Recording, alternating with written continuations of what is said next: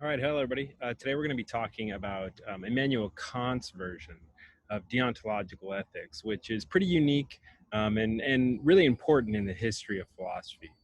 But before we dive into that, we need to look at a couple of other things first. Importantly, we need to look at epistemology briefly. And what epistemology is it's a field of philosophy that concerns itself with questions about knowledge. How do we know? How do you know that you know? How do people know in general? In what ways do we learn? What does it mean to know something? Et cetera, et cetera. It deals with questions like that. And Immanuel Kant was interested in those kinds of questions as well, extremely interested in those questions, actually. So let's take a look really briefly at some basic concepts of knowledge. So first of all, we have empirical knowledge. And what empirical knowledge is knowledge that you gain through your senses and through your experiences, right? I know what the color green is because I've experienced the color green before. I know what hair is because I've experienced hair before. And yes, I am just looking around and picking out things that I see. Empirical knowledge, it's a way of knowing, and it's a way of knowing through our senses and through our experiences. Now, it probably is kind of hard to think of anything that's outside of empirical knowledge, right? But there are definitely things that we know that are outside of empirical knowledge. But before we get to that, let's talk a little bit about what having empirical knowledge means. So when I'm making claims based on my experiences, um, whenever I make any sort of claim based on my experiences, that claim is always just a probable claim. It is never really going to be 100% true, or at least we couldn't verify it as 100% true, not practically anyway. Let me give you an example. We all know what swans are. Let's say that all you've ever seen are white swans. That's it. You've only ever seen white swans. It would make sense that if you would believe that swans are therefore just white, because all the swans you've ever seen are white. However, you would be incorrect, right? Because we know that there are black swans.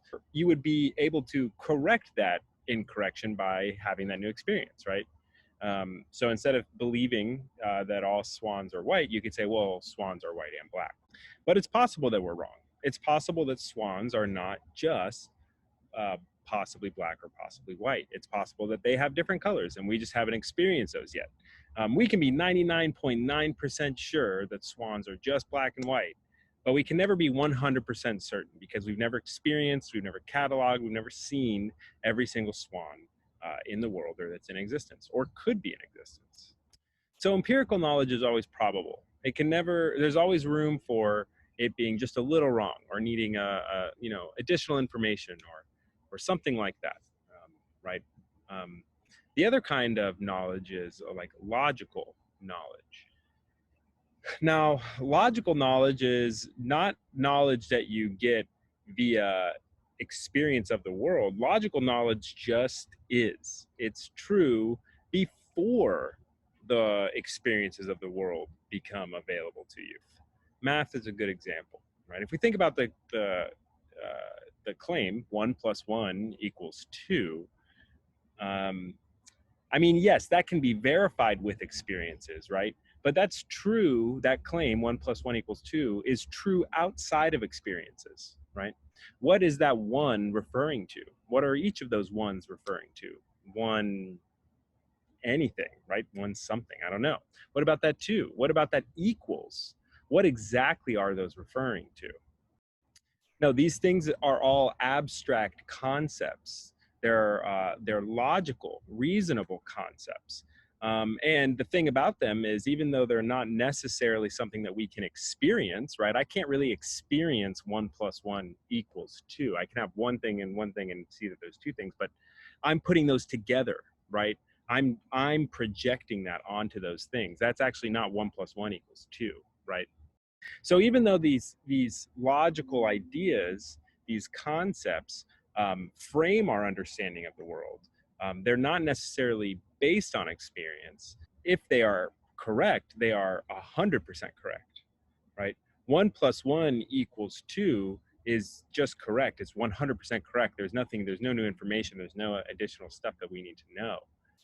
If I said 1 plus 1 equals 3, that's absolutely incorrect, right? It's a yes or no sort of thing. It's analog. It's either yes or no. It's correct or incorrect. Unlike empirical knowledge, which is probably correct, and there's room for gray and different kinds of ways of seeing and understanding and things like that. Logical knowledge, rational knowledge, is very cut and dry. With all that in mind, basing an ethical value off of empirical knowledge means that your ethical values are only ever going to probably be correct. However, if we could found ethical values the same way maybe that we do math equations, right? If we could find some that are universally applicable and objectively correct, then we would probably need to use something like logic, right? That would make it 100% correct. All that to say, Immanuel Kant doesn't believe that we should be evaluating moral values based on the outcome, based on the empirical data, because that's only ever probable. He wants something that's rock solid, that's 100% logical. So Immanuel Kant believes that we need to, instead of focusing on individual actions and weighing out what the positive out or negative outcome is going to be, he believes that we have a set of rules that we need to follow. And he believes that these rules are kind of founded in human nature, but more importantly, founded in logic and reason. So Immanuel Kant calls these duties, these rules, he calls them imperatives. And he says these are things that all humans must do. And he actually breaks them up into two kinds of imperatives. He has hypothetical imperatives and categorical imperatives. Now, hypothetical imperatives are rules that follow the kind of logical formula of if, then. And let me put that another way. Hypothetical imperatives would say something like, if you want more money, then you should work a job.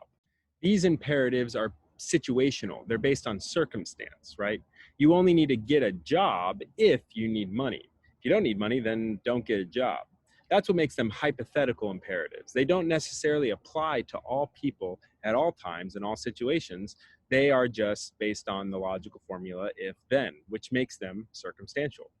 So hypothetical imperatives are duties that we have in hypothetical situations or duties that we have in particular circumstances. Categorical imperatives, however, apply to all people at all times in all places, regardless of circumstance. That's why they're categorical. Categorical meaning that it applies to everybody. Now, again, Immanuel Kant wants to found some logical rules that are going to help us understand whether the action that we take is ethical or unethical. For Immanuel Kant, to be ethical means to not only follow these rules, but make your will want to follow these rules. You need to will these rules into your actions. And so for Immanuel Kant, the good will is really, your good intentions are really the only good thing.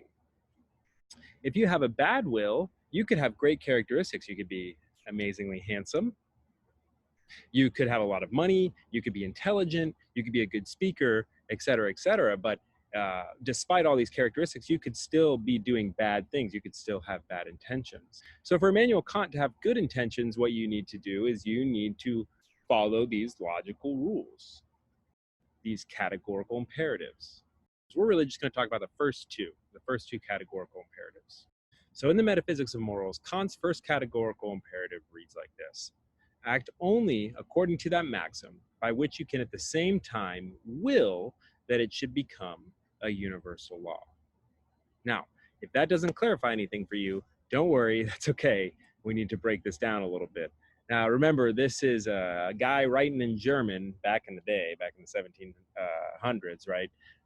Writing in German, and it's been translated to English. And he also has a whole lot of other stuff in that Metaphysics of Morals leading up to this. So let's break this down a bit. So Immanuel Kant, for this first rule, he's saying that we should act only on that maxim. Now, maxim is an interesting word. In particular, what maxim means is like a hypothetical rule, okay? So what Immanuel Kant is asking us to do is, when we are considering an action or when we are doing an action, before we do that action, we need to create for ourselves a hypothetical rule that this action is following. Let's say, for example, if I was sitting at a cafe and somebody over there was talking very loudly while I was trying to record these videos, and I decided, you know what, I'm going to punch this dude right in the face, right? Immanuel Kant would say, well, wait, before you punch this dude right in the face, consider the maxim of this rule. What is the hypothetical rule you are following in this situation if you were to be following a rule? Okay. And I'd be like, oh, well, maybe the rule is that if somebody is in a cafe and they're playing music too loud, you should punch them in the face, right? That's the rule. Okay, so Immanuel Kant wants us to make hypothetical rules that describe our actions before we do them. Now, Immanuel Kant wants us to take this rule that we've created, this hypothetical rule, this maxim, and he wants us to, at the same time, apply it to all of humanity. He says, okay, you have this rule that describes the action that you're doing, apply it to all of humanity, and pretend or imagine if all of humanity had to follow this rule, right? So let's imagine if all of humanity had to follow the rule that I just created. Every time there is a person sitting in a cafe listening to music too loud while you are trying to record a video, you should punch them in the face. Now, would that be a logical rule for humanity to follow? Not really. It would be really strange, right? And it may not lead to chaos, but it would certainly lead to a weird kind of way of interacting with one another. What Immanuel Kant is really saying in this first categorical imperative is he wants you to take a maxim that describes your actions and see if it can logically apply to the rest of the world. If the rest of the world could logically follow this rule, then okay, it's an okay action to do. If the rest of the world could not logically follow this rule, it's not an action that you should do.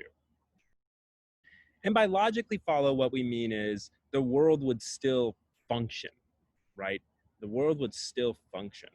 If the world would still function, if everybody followed your rule, then okay, then it's an okay thing to do. If the world would not function anymore, then it's therefore an illogical action, right? What we're testing here for these categorical imperatives for Immanuel Kant is if they're logical or illogical. Part of that logic for Immanuel Kant is that it should be able to apply to everybody in all places at all times. Okay, so for the second categorical imperative, Kant phrases it like this. Act so that you treat humanity, both in your own person and in the person of every other human being, never merely as a means, but always at the same time as an end. Maybe you guys have heard the phrase, the ends justify the means, or maybe you've heard it the other way, maybe the ends never justify the means, okay? What that phrase essentially means is the end, the outcome, the result of actions either justify or don't justify the way that you got that result, the way that you got that end. So for utilitarians, the ends always justify the means, right? If the end is good, if it's going to be a better outcome, then it justifies whatever actions we need to do to get there, and vice versa. If it's going to be a bad outcome, then whatever actions you do to get to that bad outcome are not justifiable. For Immanuel Kant, it's the opposite, though. He believes that the ends do not justify our actions. The outcome does not justify our actions, right? Our adherence to these rules justify our actions.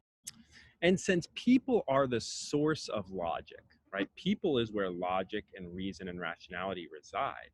For Immanuel Kant, people can never be used as tools, as means, as objects to some other end, even if that end is happiness or the overall happiness of everybody.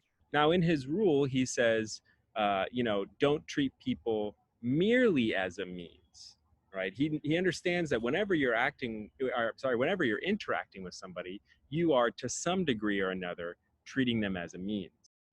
Right? You all are treating me as a means to knowledge, obviously, and I'm treating you all as a means, I guess, to make myself feel smart and also for a paycheck.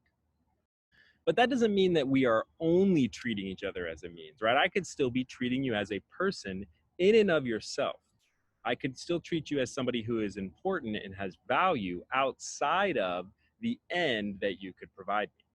So Immanuel Kant is saying that we all must always follow this rule. Yes, to some degree, we will be using each other for things, but we must always treat each other as an end in of ourselves rather than as a means to some other end.